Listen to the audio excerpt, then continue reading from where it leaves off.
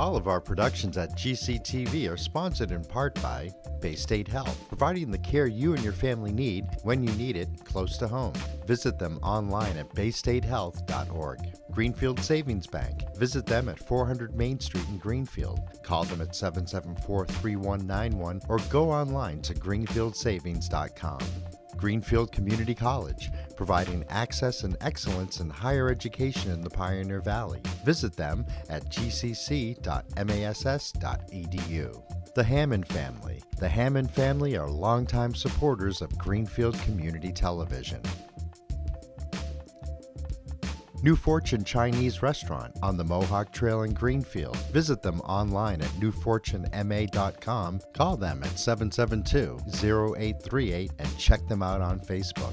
Real Cleaning Services, cleaning Hampshire and Franklin County since 1972. We don't cut corners, we clean them. Check them out online at realclean.com. Call them at 413-422-1143. People's United Bank, located at 45 Federal Street in Greenfield. You can call them at 774-3713 or visit them online at peoples.com. The Solar Store of Greenfield, replacing fossil fuels and nuclear power one home at a time. Visit them at 23 Fisk Ave. Call them at 413-772-3122 or visit them online at solarstoreofgreenfield.com. Thank you to our sponsors for supporting all of GCTV's productions.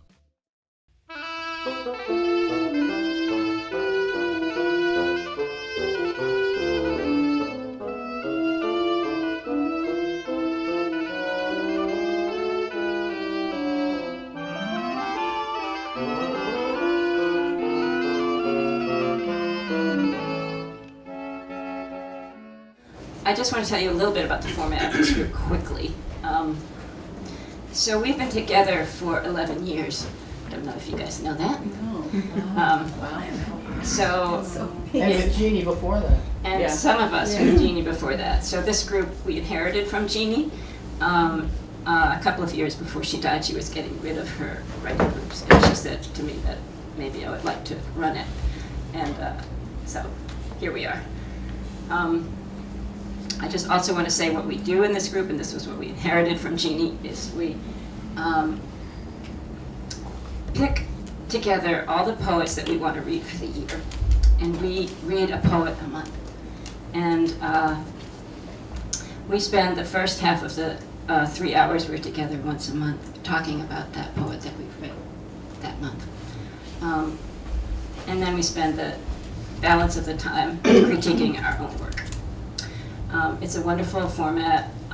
One thing I just want to say about that format, and I think all of us would agree, that we can often read a poet and not be taken by that poet. But when we talk about it together, somehow it changes everything.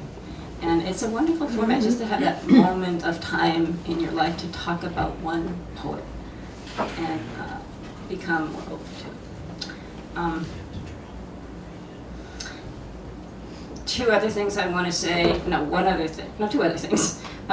So this meets at my house, and I haven't said this to any of these women, but after they all leave my house, there's this feeling, there's this sort of energy, a kind of light. And I always think, oh, how nice, I wish it could just stay that way. And then it just fades, and it goes back to my house where I have to do the dishes and all things. But it's such a nice thing, and I think it's born of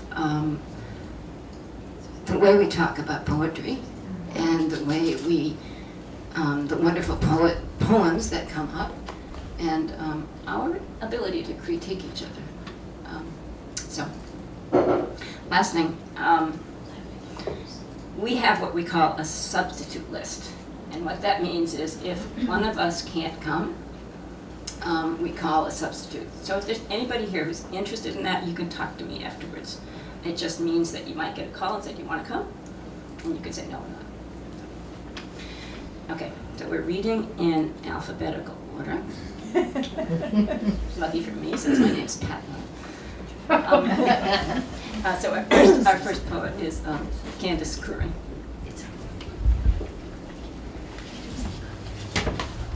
I'm already falling apart. Here we are. Thanks, Susie, our fearless leader. Can you hear me from here? Also, thanks to these comrades in Word. I hold in the highest regard what they bring to the table, the insights and gifts I take home. I've been an intermittent group member through the years, and I'm so happy to be part of the writing family now. And thanks to Greenfield Community College for television for inviting us. First poem is called Spirit House. Baseboards clang, bang, squeeze, pop a bit of heat through rusty, untrustworthy elements, where she relapses on mother's old mattress. Familial matters snaking up the coils, flashbacks echoing up the funnel tunnel springs, nerve endings jump-starting her a bit. That zing-zen of the old concepts, the connects and disconnects, nagging so bad, she finally just gets up and joins her father. His ghost in the kitchen, spit-spatting a fry-up. Potatoes, thick bacon and bebop. The scat of a strong black 8 o'clock bitchin' on the back burner. And all this should upend her, she thinks. Send her right over, but not this time. She is going to let the living dead have her back and say some things need saying, like, please disregard all previous heresy. And I'm sorry. I'm so sorry we are bound together in this loop-de-loop. And especially, I miss you. I love you. I love you. Do you hear me? How I say it now? The great thing about going first, the only good thing is you get it done and you don't have to sit there and then you can enjoy everyone else. The second poem is from a newspaper, a rag that I have done with another amazing group of women called Exploded View. We published last year. And I have some of those over there. And it looks like that. Kind of looks like that.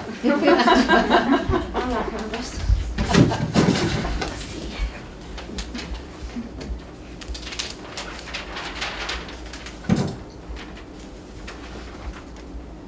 Do you see? I am a sky of loose shingles. See photo in my mind. Free falling in the forest and you are not there. But can you imagine me banking, blowing smoke to heat the coal bed where love is the fire? And I am all bellows, kindling, and water. A fabrication of what I want you to see, even when it is ugly. That.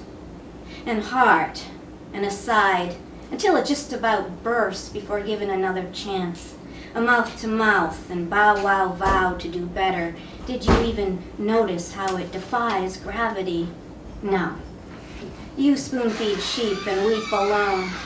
But who could face this thing so tangled in puppets, strings, and masks upon layers of good intentions? We are animals, after all. But lover, let us not be led into temptation.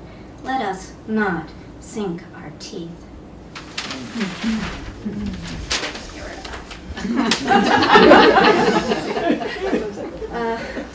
Transmission. It's a greasy pole climb to get to you, man. You are a stick shift, stuck in a slick cartoon. Enough to get my bloody rag on. So why should I try to get to you when, at best, it's just a comedic hearty har-har circle jerk, and anyway, it ain't gonna work, man. It takes two to bleed the brakes, but wake me, will you? If you get the calling to talk me down or take me down, whichever. Or you could try asking for some help. You could read to me your care and repair. We could sound it out together. Let's see what happens.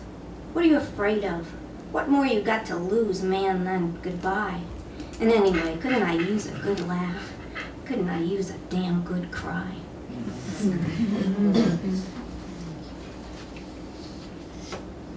The way whiskey is the sun slipping down smooth as butter rum.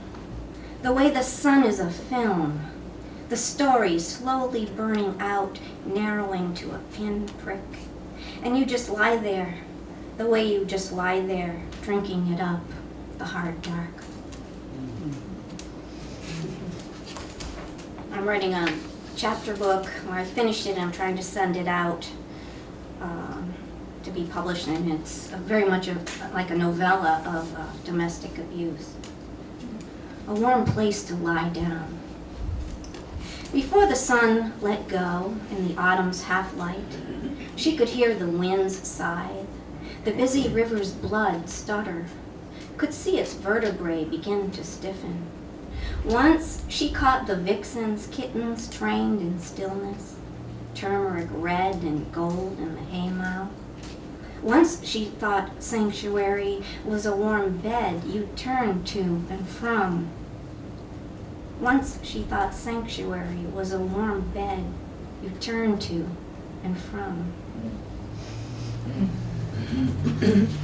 The last poem is called Solo Pillow Talk. When you throw yourself in headlong, apprenticing in concentrated daydream, your collections and recollections of stories, storied thought, rising, shredding in ceiling fan blades. When your better laid plans shatter, leaving you double-crossed and mouth-taped dumb. When you tap out in eye-blinking braille, this house ain't a safe house for dreaming anymore. When you think it's your fault. The next reader I'm pleased to introduce is Prue Grand. And thank you.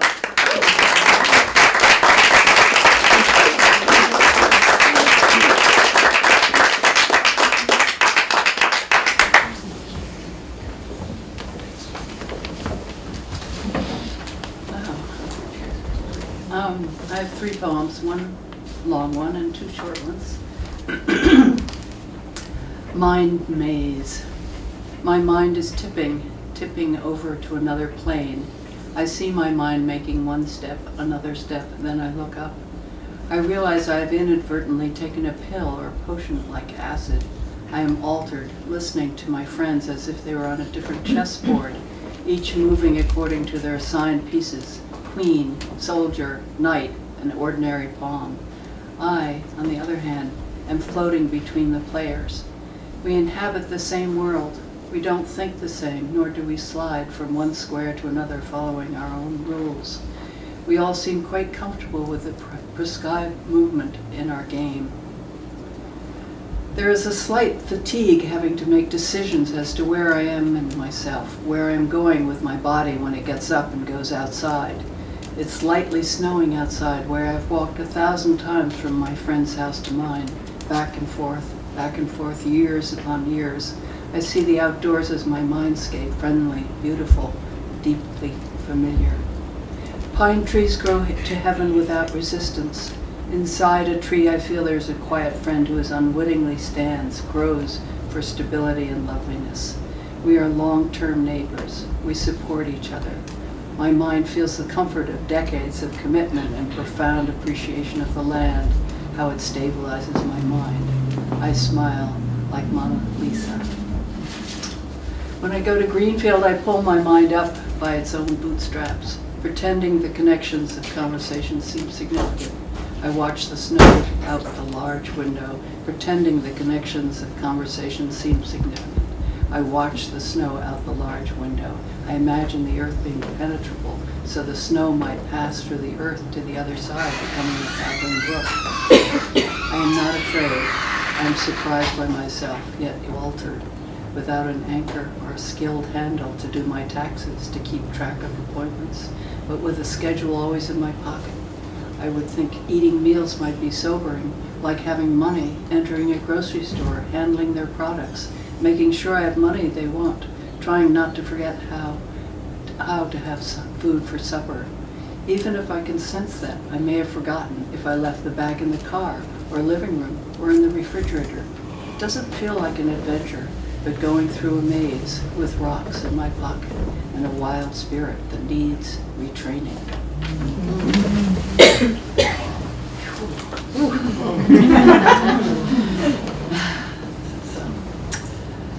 second one. The clouds are more white than gray.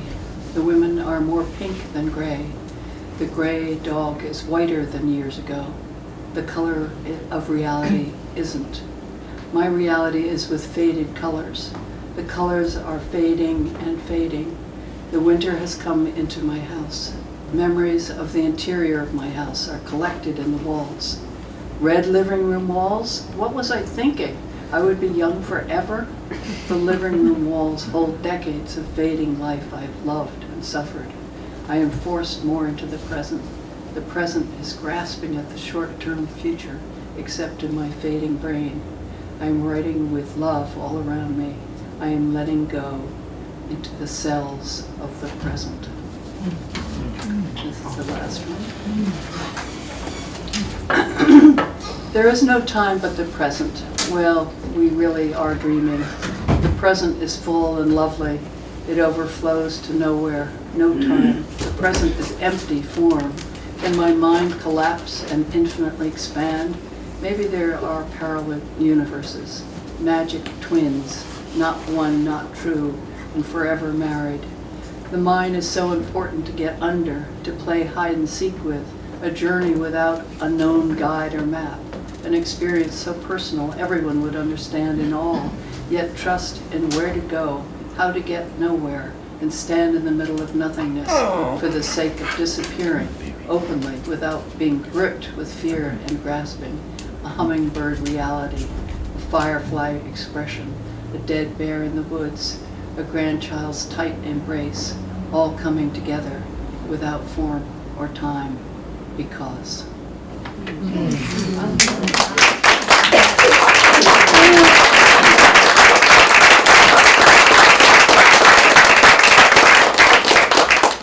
Jean Lightfoot will be our next poet.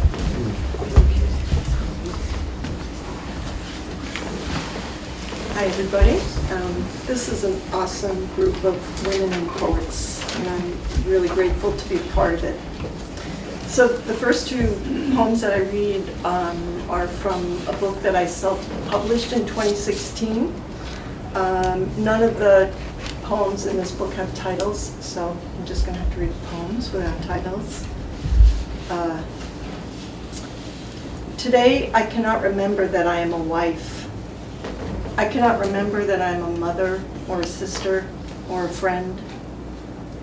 I can only remember the sweet scent of mown grass carried on the summer breeze, and how my ears perk at the whisper of wings in the woods, as if I am some creature living low to the earth, lowing and longing for what I remember, with no thought for the dirt beneath my ragged fingernails, or the pine pitch stuck to the bottoms of my feet. Lowing and longing, as if I am some creature living low to the earth. Creek water running through my veins, twigs sprouting from my fingertips. My hair, an untamed mass, a meadow of wildflowers. Jean, can you get that mic a little bit higher? Sure, like that. Like that? Is that better? Okay.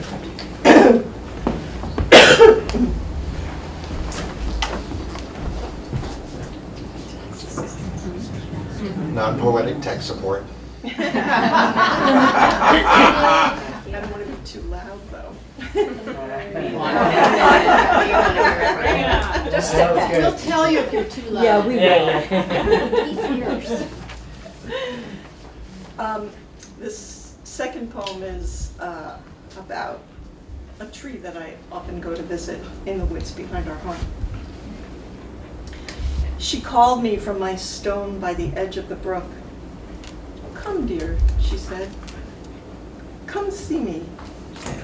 But I said no, I had other things to do. She insisted. "Come, take a walk to me, come see me." So I stomped off into the woods, cleats on my boots, step after icy step, up the hill and then down. I saw her in the near distance, my grandmother tree, old, majestic, standing nearly forever, quietly waiting. I quieted to see her, circled to find a spot, thought about it sitting at her feet. I had no grandmother, you see, at whose feet I could sit, into whose lap I could climb. I stood and put my hands on her warm skin, rested my forehead in a little hollow on her trunk, like that soft, round spot on a grandmother's shoulder, just at the right height for resting. I breathed out, and then in again. Asked for transmission. Tried to stop the bad poem forming in my head. Rested. Thought about the other things I want to do today. Felt her warmth. Hoped something was entering me, even though I could not feel it. Thanked her. Kissed her rough skin. Walked home. The next two poems are from a book that I am hoping to self-publish within the next couple of months, and they do have titles. So the first one is entitled, "The Lord Gentled My Heart." The Lord gentled my heart. That's what the man said on the radio, on a show a lot of people listen to, a lot of liberals, not evangelicals. He was talking about his feelings toward his son, his gay son, the one he adopted after marrying the boy's mother. The church elders encouraged it because they thought he would be a strong male role model. They already suspected, you see. The man voted for Cruz, the boy for Trump. He once heard Trump say he's okay with gay marriage, and the boy clung to that as a bridge between his Christian family and his own gay self. This man, this father is proud of this boy, his son. You can hear it in his voice, even in the gaping chasm of their differences. I love this man, you see, because the Lord can't gentle your heart unless you let him, or her, as the case may be. And we don't soften except in loving. It's the only way forward in this harsh, wounded world, this gentling of our hearts.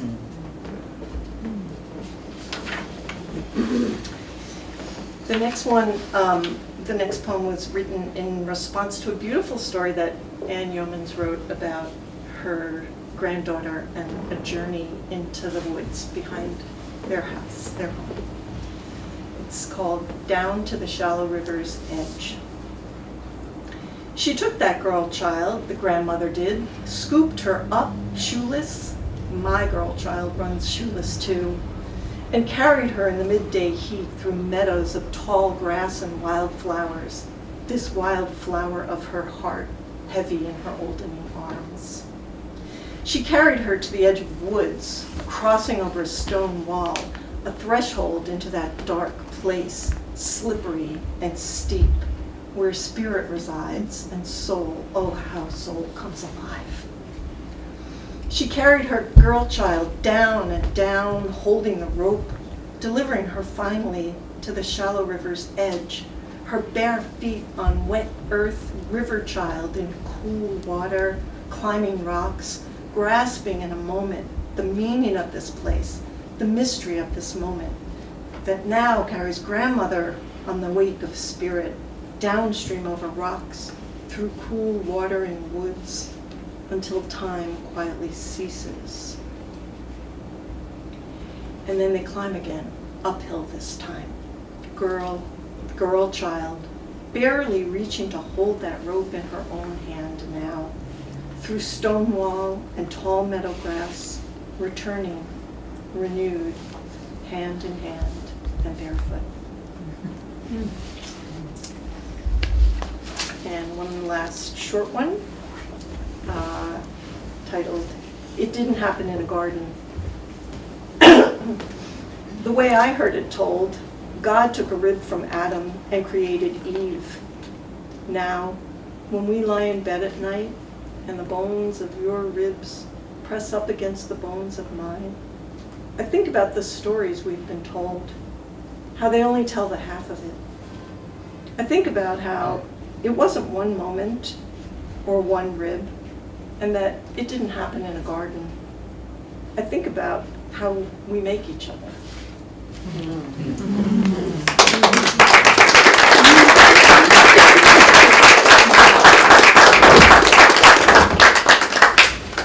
Susie Patlow is next, our fearless leader. And fix the That's not microphone. true, actually. Yeah, it's Not that I'm that I'm Get not the microphone. fearless. This is interesting. Yeah. It just kind of sunk down. Right there. Just slowly goes down. Yeah. I need a microphone because I have a voice problem. So, I find myself writing lots of poems these days about being an old lady. And I don't know, it's almost like as I get closer to my death, I feel like I'm opening to a new kind of world. So I'm going to start with a poem about my mother's death.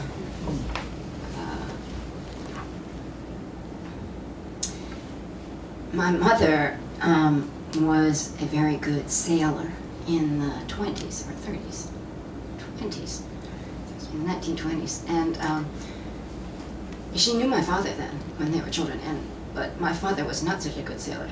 And when my mother was dying, she said something to me. She said, "Your father was a really good rower." And I think about sort of the way a relationship works itself out over so many years. Okay, so near death, my mother spoke of my father rowing. So when the waves of her breath began to slow and the wild coastline and the wild coastline of the other side grabbed whatever it is that remains when a body turns cold, I saw her out past the pounding surf, a young woman sitting straight on the dark transom of his boat, while his softly muscled arms pulled with the pleasure of having her again. And in that other place, without the density of earthly toil, the water was like air to his oars, and in the salt spray, my mother's will melted finally into him, and she saw, with eyes past death, that he, like her, had simply done his best.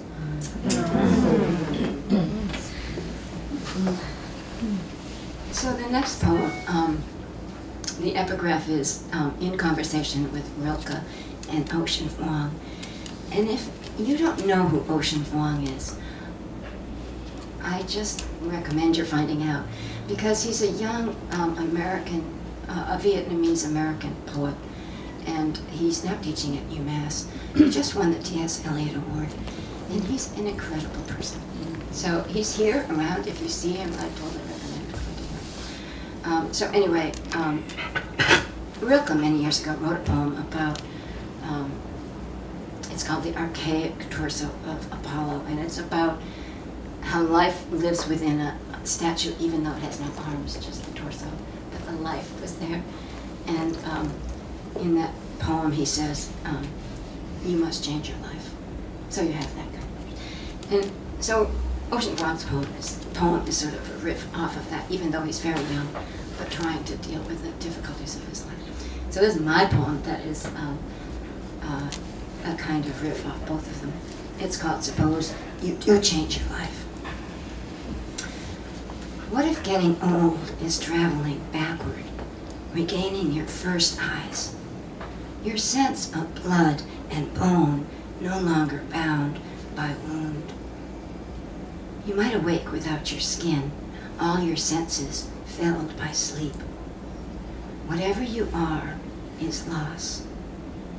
So you breathe in the moon, rebuild yourself in the shadow of its light, until your torso is the translucent cascade of your breath, and you see, through the lens of your last hour, the instant you first opened to Earth's color and Earth's air. In the act of going forward and back, all your borders explode into sky, and there is no time you cannot be. So 2 more poems. This one's a little long, and I've been thinking lately as I get old that there's something about being close to what I call the unbounded at the end of your life, which is somehow similar to what it's like when you first come as a baby. So that's what this poem's about. It's called, and I tried to change the title. We read this poem recently. Anyway, it's called The Nearness of Having No Body. The just-born baby's head, cupped in a midwife's hands, exhales a wild wail into the air of the world. Shadows are veiled with light, all things still informed by the fathomless universe, unsayable and unbound. Born to wail and wonder, the baby's head is cradled by hands so womb-like they extend a sense of penetrating every space beyond the boundary of skin. Dissatisfaction will define the climb of her years. Dissatisfaction will define the climb of her years. Happiness as ephemeral as sunlight or shower. Every human born to forget how the pale green shimmer of May leaves pulses inside our blood, how white clouds float through the blue of us. If an infant still recalls the unbound, so then old age opens doors and windows until air blows the inexplicable into the pores of a body. An old head rests in another woman's hands until something surfaces, a past impression of coming into this world without thought, simply light and shadow, the wonder of a body that knows the inexhaustible measure of itself.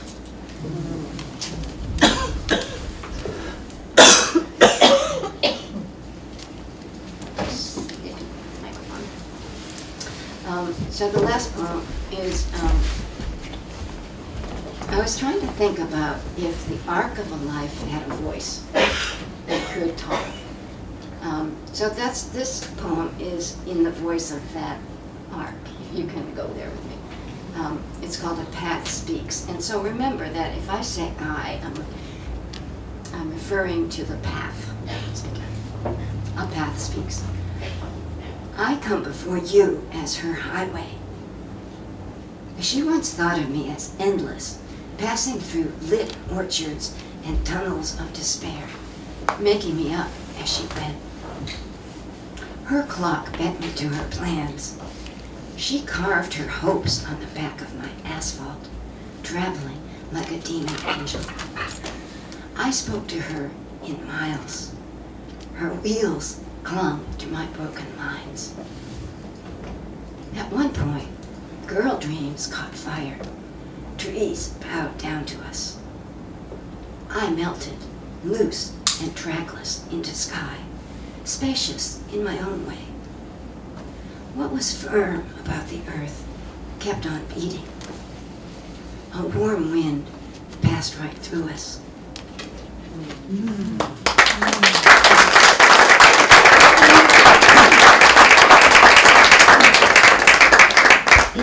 So next is Paula Sayward, one of my favorite people, one of my favorite poets.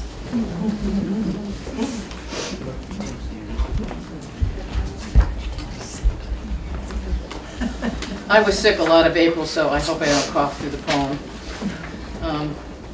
This is one poem in 5 parts, and it's a journey of memory and time. Utz Farm. 1. Brave and dreamy selves. Ott lived on the farm all of his life, died before they widened the road, built an elementary school in his alfalfa field. Blew his brains out one night in dim kitchen light. Chickens gone, no cows to milk, no wife to keep him warm. Children walked past the empty barn on their way to the new school. heads down, Ott's phantom cows thought to bellow at milking time. But a handful of kids, all dreamy and brave, didn't care about ghostly cows. They tramped down a path under the catalpa trees to the crooked barn door, collected long beans on their way, searched for broken and lost things, anything to use, guard, hide from their parents. Inside they met silence, the smell of old manure, rotted hay, spider webs hanging from eaves, a hushed owl with lemon eyes. 2 keepsies. Up behind the old cow barn was a long abandoned chicken coop, nesting boxes torn out, hen droppings dry as dust. 4 kids turned it into a place no adults knew about, a place to keep secrets, share an occasional cigarette. Ann, Patsy, Tommy, and Chuck, none older than 10, friends since kindergarten, inseparable, rowdy as a litter of puppies. They swept out the coop, whitewashed walls, tacked up pages torn from Dell comic books, Photoplay magazine, peed in a bucket. 1950s rural Connecticut, where farmland grew modest houses after the war their fathers never talked about, the war they played running, shouting through backyards when they weren't shooting cat's eyes and Aggies in dusty circles, pots in the dust. They ate Twinkies, state line potato chips, drank bottled Coke, traded baseball cards that smelled of bubble gum, carried marbles in white socks. Rode bikes home to watch American Bandstand before dinner, found their mothers alone in the house, fussy with questions, no language for the emptiness that soaked their days, no driver's license, no second car, the walk to a bus stop miles away. Later after work, fathers arrived, tired and silent, full of something the children knew to stay away from, learned how to hide small fear, fragments of unspoken needs in their pants pockets, like the few special marbles they would never play for keeps.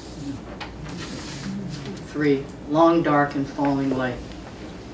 In mid-December, the year Ann turned 11, cold descended, settled deep and early before snow fell.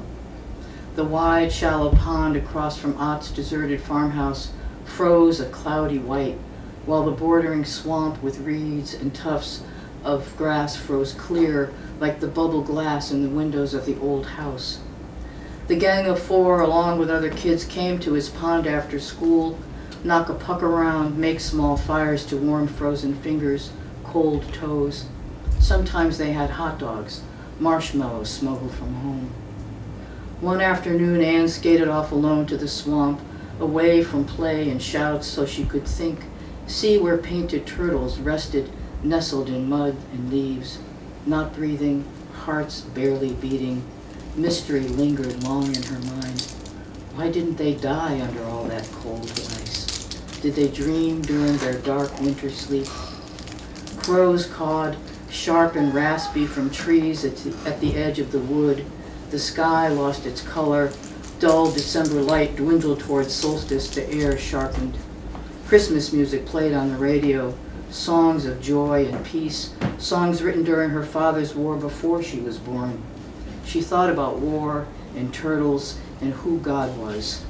Skated back to the pond to be with the rest of her friends, but she tripped on someone's dropped mitten, slid across the ice as Tommy also stumbled, his skate blade jamming into her thigh, pants blood-soaked and torn. She limped home in the falling light. End of summer. Time had pulled them from childhood, from their young, dreamy selves. No one played inside the barn anymore. The chicken coop had collapsed on itself. But Ann often walked by Ott's barn as she wandered past the elementary school, down to the pond or up by the old swamp, into the wood where she would find a place to sit and think. In a few days, most of her graduating class would take new roads to college, jobs in faraway places, marriage. She was solitary now, uncertain, strayed from her childhood circle, fell in love with a student new to school, could not name the hunger that gripped her, bled under her skin, did not understand the grief suffered when her friend went off to Paris with a boyfriend.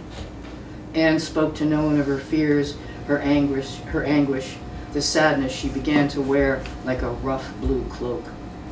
Fear rendered her tight. She brooded, hid from her mother's gaze, a gaze that pierced Anne like barbed wire, a look that said, I'm glad she left you, I'm glad she is no longer in your life. She scribbled poems in a notebook carried everywhere, chanted prayers, a flock of broken stones heavy in her mouth. Wished she were 11 again, laughing with Patsy, Tommy, and Chuck, a sock full of marbles, comic book in her hands. 5. Goodbye. The light sighed now toward coming darkness. Anne parked her car off the road, wheels half on the sidewalk where she had walked so many years ago, until they had grown, moved on to life beyond childhood, teenage angst, their parents' homes. She wondered if she listened hard enough, could she hear the voices of her friends calling out to each other as they parted for home, dinner and the shows they watched on black and white TVs, days of promises and secrets when winning at marbles was all that mattered. Anne knew she was standing in the right place, not far from the corner under the tall catalpa trees, but the barn was gone, so too Utz's old farmhouse. In their place, fancy houses, long black driveways, pale trimmed lawns.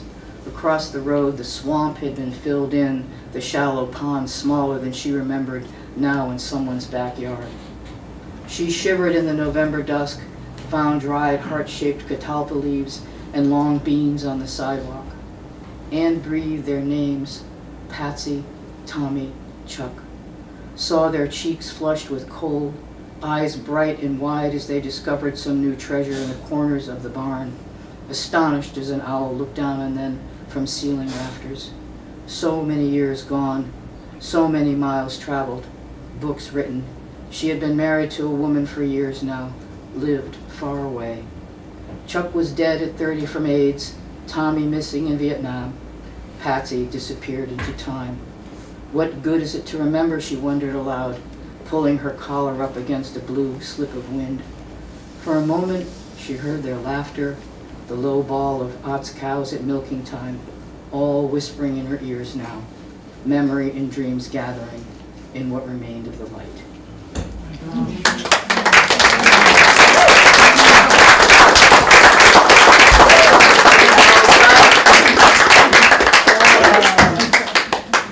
Say, that was wonderful. And thank you all for allowing my friend Siska to be here.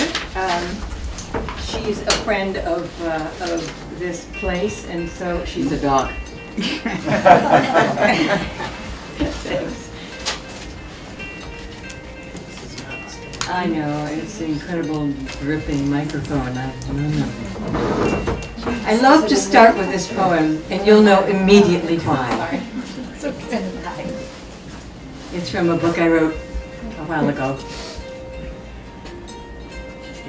And that is somebody's cell phone. That's my background music. The company of poets. I love the company of poets. When they are kind to one another, when they are listening like love-tuned elephants with palm ears turned gyroscopically to catch the wind of words between them.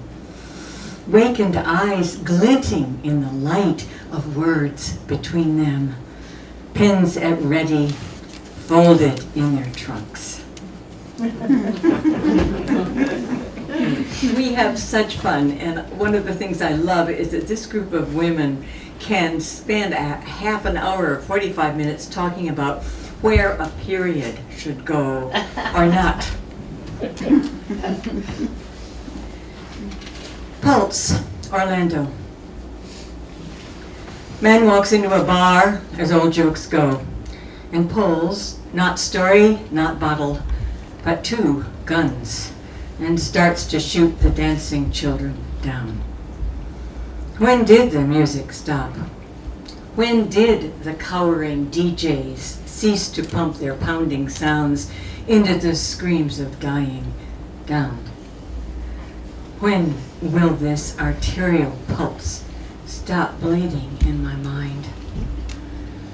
I wake to a world, this one, this one, where in the murky, still dark morning, club-clanging, neon-lit and pulsing bass guitars propelled young bodies to the crowded floor, gyrating dancers who short years before, when crying in the night, found safety in the crooning and the holding and the everything's all right.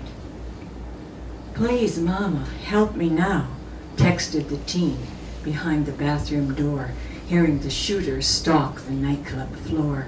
This real terror, not a dream. In early morning, USA. Under the same sky, I wake to see tight folds of peony pulled back by retinues of marching ants, impelled by gene-encoded dance to rip her ripened petals down to core. As from her bending stem, she opens blood-red blooms to flickering plays of shadow and of light. As I am bending now, beneath the press of bloodied stories that I cannot bear to bear and must bear, stripped and weeping in this birthing, dying world. This one.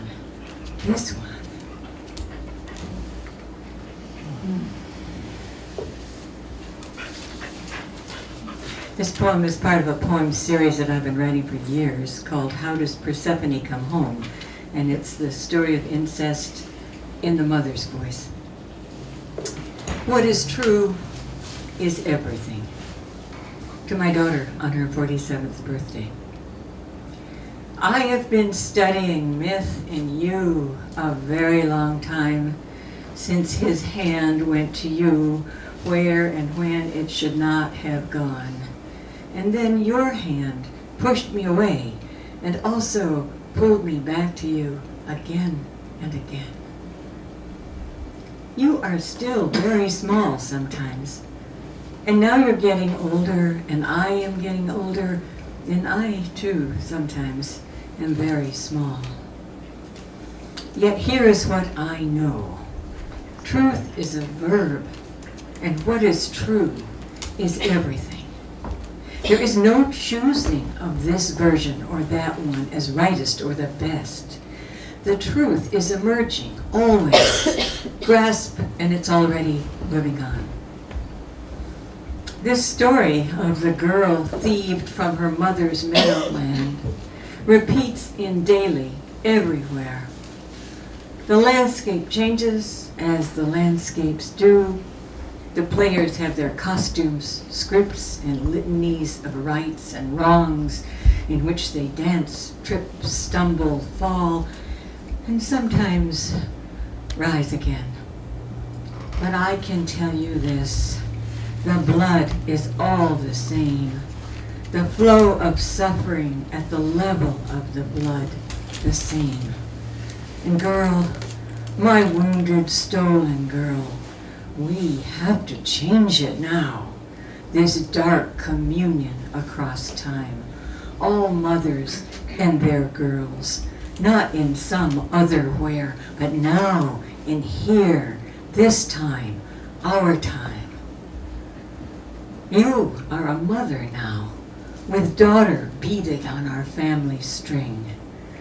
Let's us cocoon this shining girl child within our hands, and then let go, let fly this aching narrative into a new and truly other truth.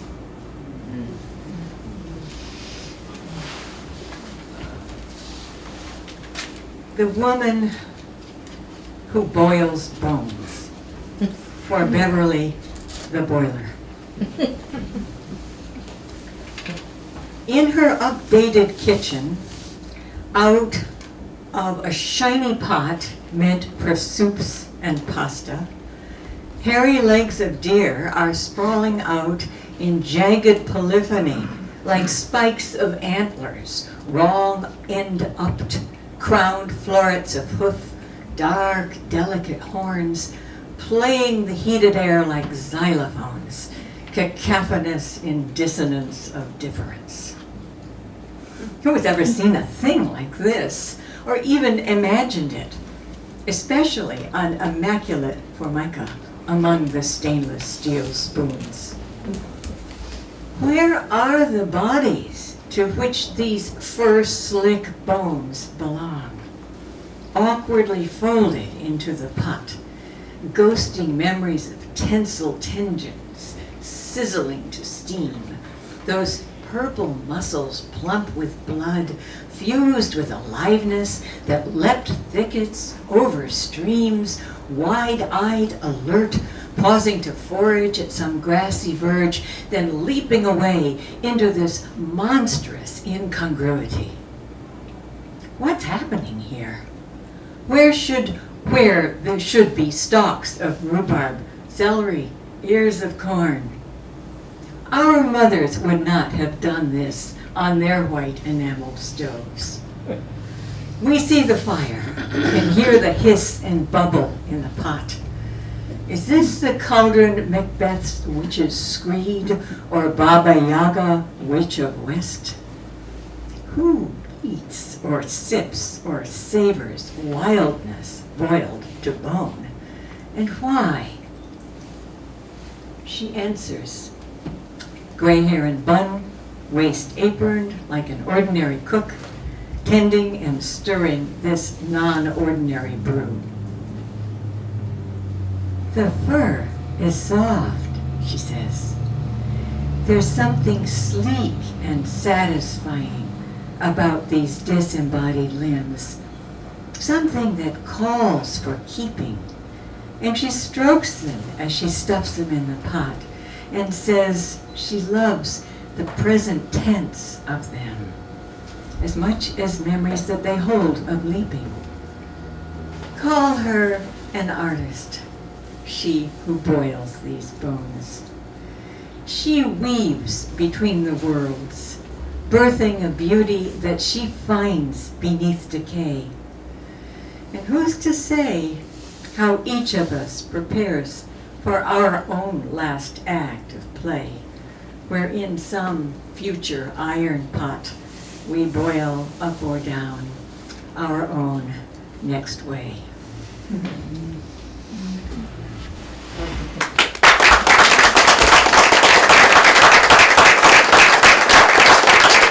next is Patricia Smith, our grammarian.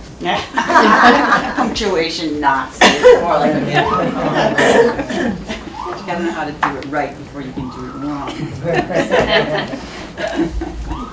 So this first poem is a little bit out of season, but I think you'll get the intent of it nonetheless.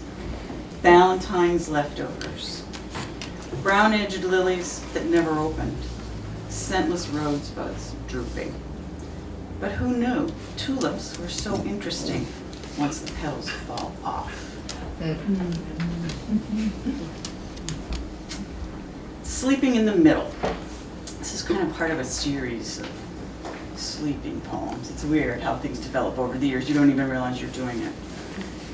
All these years contemplating which side of the bed was rightfully mine, which way my stiff neck really turned, how my aping hips aligned with whose thighs. Finally, claiming the whole bed, my face pointed in a new direction, but I was still stuck in the same rut in the same old sunken mattress. Until this new mattress, ditched by a friend's not soon enough to be ex-husband, who fled home to Molly without even cleaning out the fridge, changed my life. For the first time in 30 years, I woke up right smack dab in the middle.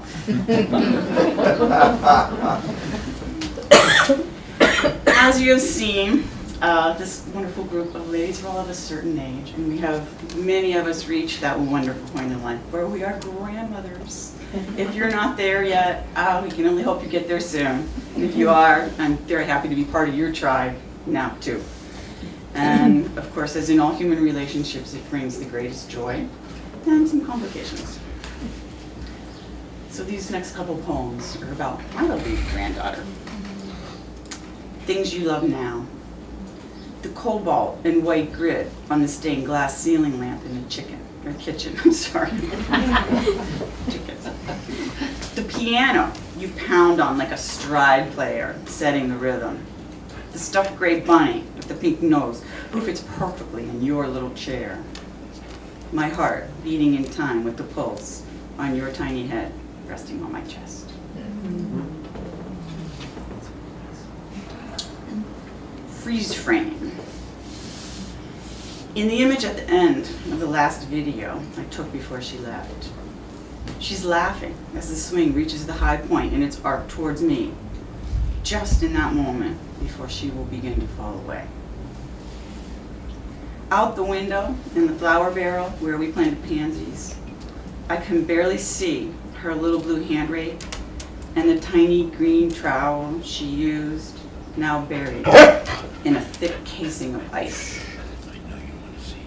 In the selfie she takes of us when I see her again, she's not smiling.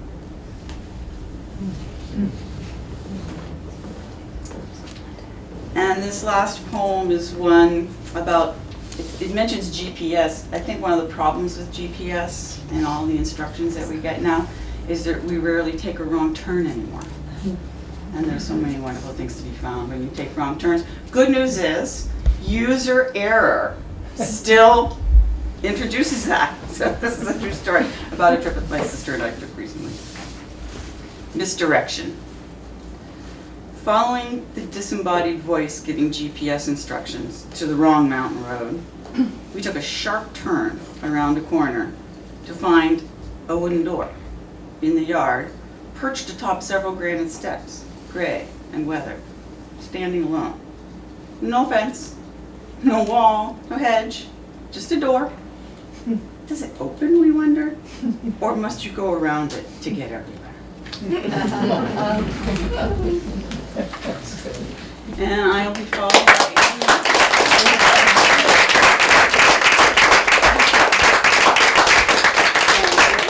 last but never least, before you come up, I do want to say just thank Susie for hosting us. And I want you to know that we carry that light with us as we go out into the world from your lovely homes, and appreciate Les is allowing us to take over once a month and do that. So.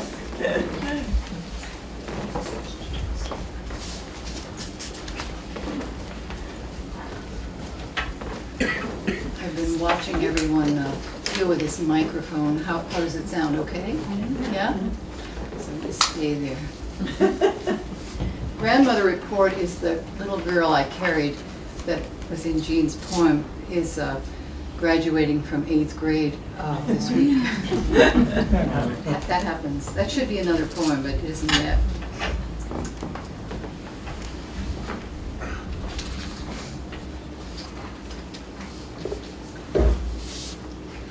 I have 3 short poems and 1 longer one. This, I was at a conference and found myself saying as I began to teach, you know, my natural language is really poems and stories, and this poem comes out of that. I was so excited to say that out loud and not be embarrassed, you know. I used to sort of hide it. So this is kind of coming out about that. I Explain Myself at the Conference is the title. This language of lines and right angles, Roman numerals and lists, diagrams, flip charts, PowerPoints, this is not my natural language. I speak from the silent well, find my words while waiting with closed eyes, hover on the thin edge between sleeping and waking, want to linger there. Don't rush me. Shamans call it the dream time. This bridge from there to here is where I find my deepest knowing. I used to be ashamed, feel less than, hide in corners, under tables, speak in muffled tones. No more. I am round like the moon, cherish pauses, empty rooms, the time in between. Silence speaks to me. Sometimes my hands tell stories.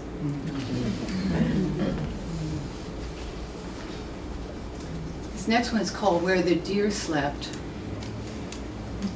And the first line of it came to me. I was upset and I was taking a walk on Wilson Hill where I live, sort of hoping the hill and the woods around it would heal me. And the first line came and I sort of felt it kind of drop in, and I thought, oh, I think this is a poem. It's kind of wonderful how they show up. And in fact, the truth is I never wrote poems before I moved to Coleraine in 13 years ago. Where the Deer Slept. The not known child sat down in the field and wept. Thank goodness for long grasses, for the swallow-tailed butterfly, and for tiny ants. Thank goodness for the warmth of the sun on her back and the breeze. The not known child stayed all through the day. She stayed until the sun set and the air became cool. She stayed until the afterglow spread fire across the sky. And when it was dark, she remembered the way the deer slept, curled up to make a place for herself in the grass, as if she were one of them. Before she closed her eyes, the not known child rolled onto her back, opened her arms full wide so she could hold the whole sky, the stars as they grew brighter and the moonrise. Slowly and silently, she fell into a deep lunar sleep. Even before first light, the not known child would rise early like the deer and slip into the forest. Her only trace, the mark her small body left in the long grass. You know, the ending surprised me. I thought after that day, she was going to look up and see the lights in the house, and she was going to go home. But that's the thing, is that it had a life of its own, and she didn't do that. So it's the mystery.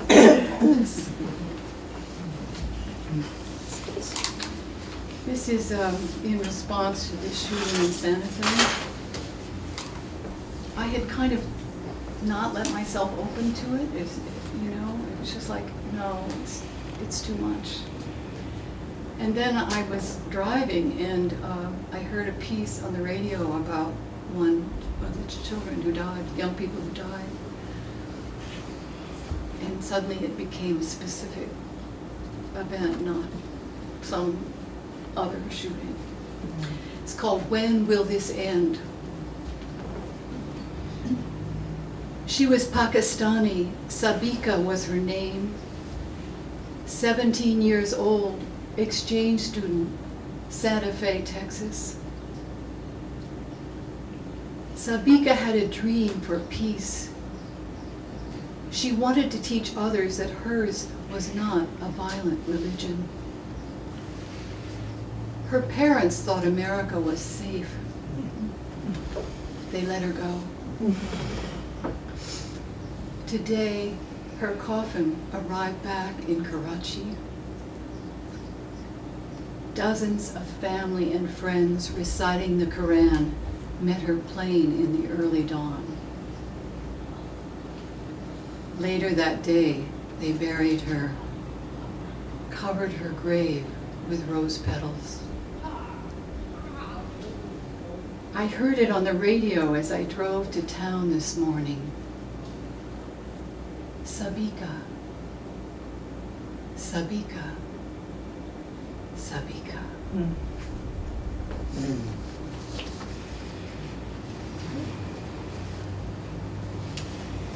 this last poem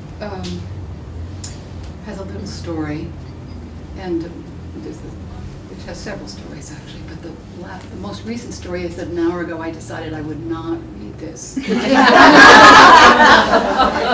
I feel like I need to. So here it is.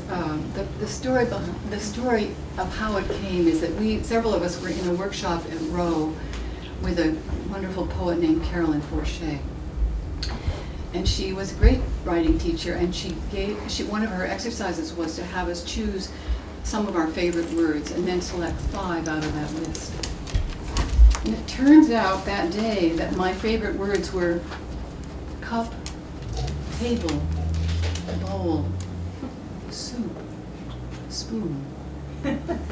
And she said, okay, write a poem that includes those words. So here it comes. I call it She Is. She is under the earth, she is womb.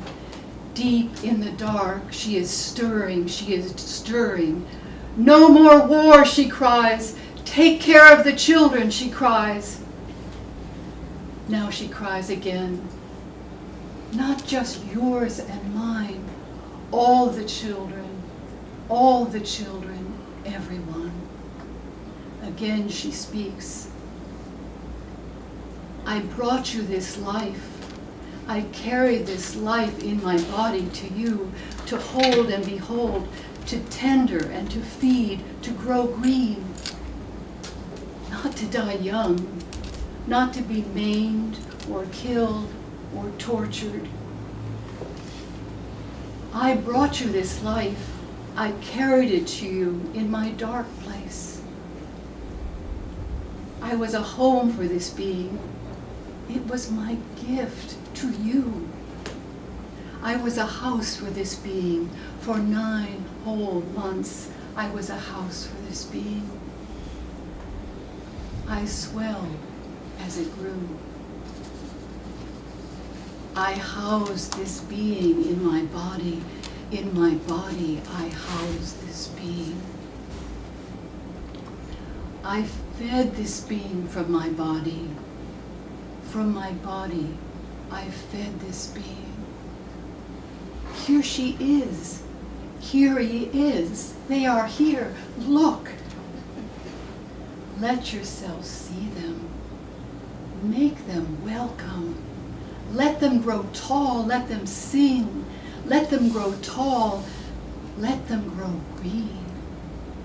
I am a mother. Cup, table, bowl, soup, spoon. These are my tools. With these tools, I take my stand. With these tools, I take my stand. Cup, table, bowl, soup.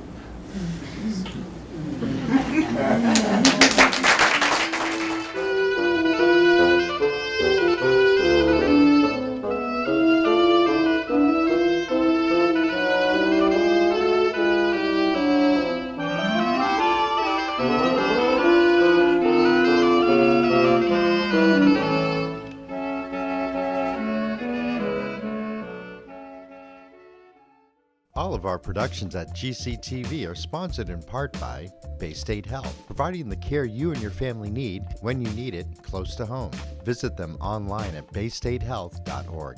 Greenfield Savings Bank. Visit them at 400 Main Street in Greenfield. Call them at 774-3191 or go online to greenfieldsavings.com. Greenfield Community College, providing access and excellence in higher education in the Pioneer Valley. Visit them at gcc.mass.edu. The Hammond Family. The Hammond family are longtime supporters of Greenfield Community Television. New Fortune Chinese Restaurant on the Mohawk Trail in Greenfield. Visit them online at newfortunema.com. Call them at 772-0838 and check them out on Facebook.